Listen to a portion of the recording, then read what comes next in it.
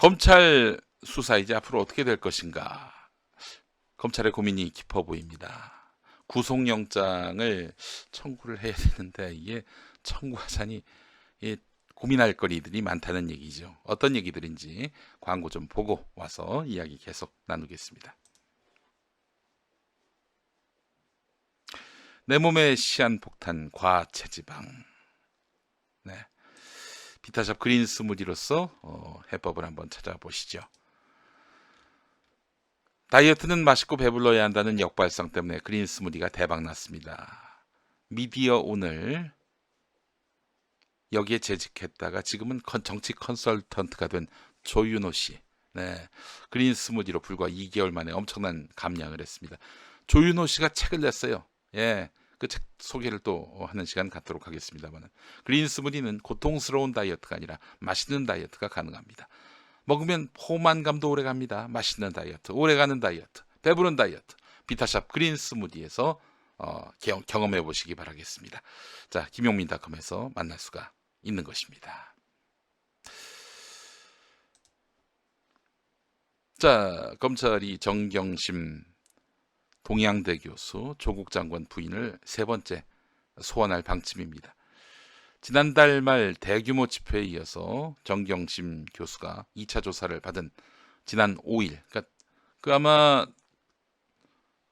검찰에서 조사받던 그날 서초동 검찰개혁 촛불 집회가 있었을 거예요. 있었죠. 예. 정부 여당의 검찰개혁을 요구하는 압박도 거세지는 상황인데 한 법조계 관계자는 시간은 검찰 편이 아니다. 그렇죠. 그렇죠. 조 장관 가족 수사를 왜 이렇게 오래 하느냐는 비판이 적지 않다. 왜 이렇게 오래 할까요? 여러분, 오래 하면은 검찰한테 도움이 안 된다는 거 검찰이 모를까요? 천만의 말씀. 이런 그 권력형 비리 같은 경우에는 확실한 증거를 잡아가지고 초단기에 끝내야 합니다. 이게 수사의 핵심이에요. 근데 그렇게 하지 못하고 있다는 얘기죠.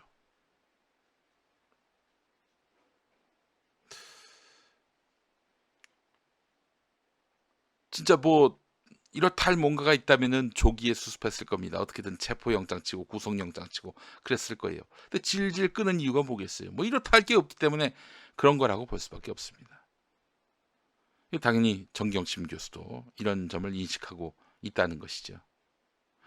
자, 그런데 정경심 교수가 조사받을 땐 15시간 했는데 그중에 조사받은 건 2시간 반이다.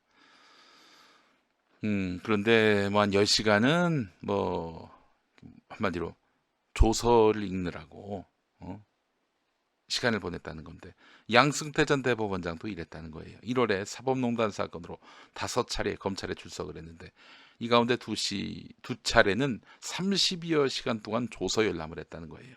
그러니까 조서 열람이 뭐냐면 조사를 받잖아요. 그럼 이제 받아 적는단 말이에요. 받아 적어서 출력을 한단 말입니다. 근데 있는 그대로 그 발언한 내용을 다 정리한 게 아니라 조사관 또는 검사가 조사하면서 그 사람의 말을 이제 핵심을 받아서 정리를 해서 적습니다. 딱 보고 나중에 여기에 동의하느냐 이 절차가 있어요. 바로 조서열람이 그렇습니다. 조서열람 결과 그래 내 동의할 만하다. 이거는 뭐 내가 한 말 맞다. 내 이야기 핵심 맞다. 라고 했을 때 도장을 찍는 것. 그래야 이제 수사가 종결되는 거예요. 그 검사가 그냥 지멋대로 자기가 그냥 듣고 싶은 대로만 적어서 준다면 그 조서 조서를 조서를 거부할 수 있죠. 날인 못한다. 인정 못한다. 그렇게 한 10시간 가까이 이제 정경심 교수가 이 조서에 대해서 꼼꼼히 따져봤다는 거예요. 이게 잘못된 것이냐? 잘못됐다는 식으로 얘기하고 또 이 기사를 읽어보면 양승태나 정경심이나 똑같다. 이런 인상을 줄 수가 있는 건데 인권 변호사 말은 한겨레의 한 말은 정경심 교수나 양승태 전 대법원장의 조사 태도가 이례적이긴 하지만 피의자 방어권을 활용하는 것이지 이걸 잘못된 것으로 볼 수 없다. 그렇습니다. 그렇죠. 사실 양승태 씨가 저렇게 나오는 거는 얄미운 이유가 그런 거죠.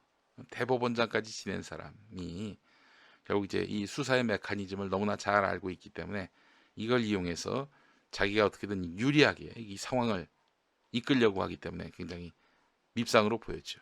그러나 피의자가 이런 권리를 행사하는 것은 당연하다는 겁니다. 자, 지금 검찰은 정경심 교수와의 수싸움에서 밀리지 않기 위해서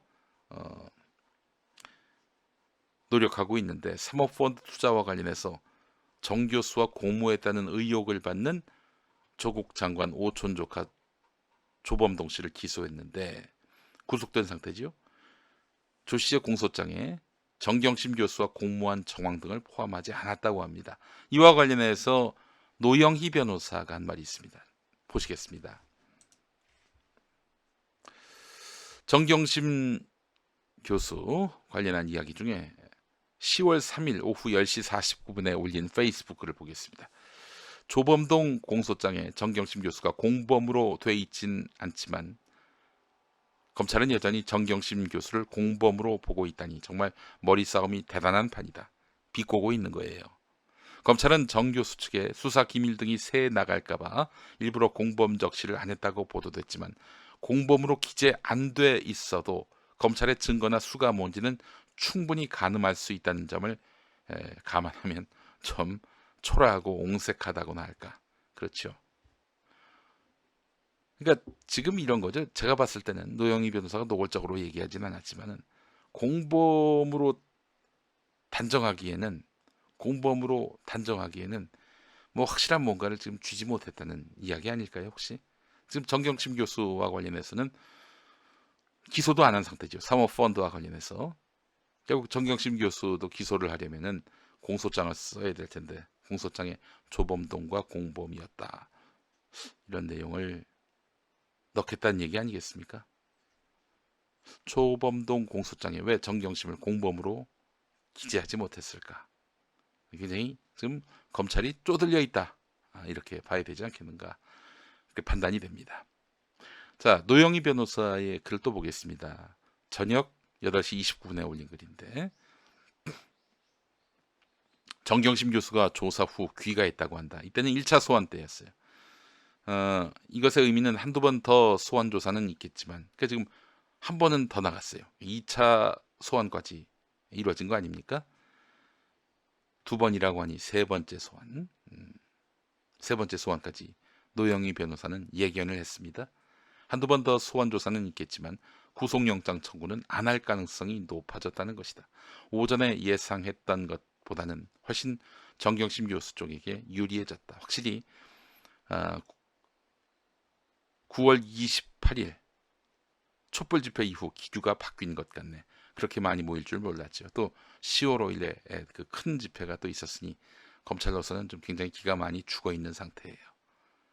뭐 물론 그 시위대가 나중에 돌변해가지고 검찰청사에 달려들어가지고 문을 뽀개고 청사를 부수고 그럴 일은 없죠. 검사들에게 멱살 잡고 그럴 일은 없죠. 전혀 그런 일은 없지만 그걸 아마 머리에 염두하지는 않을 거예요. 그러나 이 결집하는 시민들이 상당하다. 지금 언론 보도를 보면은 100%가 아니라 120%가 조국 편이 아닌 것처럼 보이는데, 오로지 문재인 대통령 혼자만 조국 장관을 투준하는 것 같은데 그게 아닌 거야. 검찰로서는 지금 굉장히 쪼들려 있다라고 보면 맞을 것 같습니다. 자, 이런 가운데 여러분, 예전에 광우병 관련한 MBC PD 수첩 보도 기억하시죠? 당시에 진행을 맡았던 분이 있습니다. 당연히 MBC 시사교양국 PD였고요. PD 수첩 PD로도 활약했던 송일준 광주 MBC 사장입니다. 그분이 쓴 페이스북 글 하나 더 보겠습니다. 여전하지요? 채널A의 어제 단독 기사 좀 보세요. 조국 딸이 서울대 인권센터 행사에 참석한 적이 없다. 동영상을 보니까 조국 딸은 안 보인다. 그런 보도가 나왔어요. 그러니까 조국 딸이 인턴도 안 했으면서 인턴했다, 이게 뻥을 친다는 식이고, 그리고 그것이 이제 동영상 증거로서 확인됐다라는 것이 채널A의 보도인데, 그건 결국 검찰발 기사였는데 동영상을 제시했어요. 조국 교수 쪽이, 그 조국 교수 딸 조민 씨가 동영상 안에 있어. 이 사람이 그 안에 있는 거예요. 검찰이 학술대회 동영상, 그러니까 조민 씨가 없는 학술대회 동영상을 검찰이 확보한 것으로 전해졌다. 조국 딸은 등장하지 않은 것으로 알려졌다. 검찰이 흘린 기사를 채널A가 덥석 물고 보도를 한 거죠. 그런데 그 동영상에 조국 딸이 있었던 거예요. 송일준 사장은 만약 이 동영상을 오직 검찰만 가지고 있는 것이었다면 조국 장관은 꼼짝없이 당할 수도 있었겠죠. 저희가 10년 전에 그랬던 것처럼 바로 MBC PD 수첩 광우병 관련한 보도로 인해서 고초를 겪었잖아요. 송일준 PD도 10년 전에 그렇게 곤욕을 치렀습니다. 그러나 다행히 조 장관 측이 같은 동영상을 가지고 있었고 그 안에 있는 딸의 모습을 공개해서 이 기사가 거짓임이 오늘 밝혀졌습니다. 제가 누누이 말씀드리죠. 조중동과 정치검찰에 당해보면 압니다. 언론과 검찰을 이대로 두고서는 이 나라의 미래가 없습니다. 한 말씀 더. 10년 전 검찰이 광우병 진단을 받았다는 아레사 빈슨 가족의 소송 서류를 입수한 뒤 중앙일보에는 소송 서류에 광우병이란 말이 없다. 그러니까 광우병이란 말이 없는데 광우병이란 말이 있다는 식으로 MBC PD 수첩이 보도했다라고 중앙일보가 보도를 했죠. 그러니까 광우병이란 말이 여기서 나온 거예요.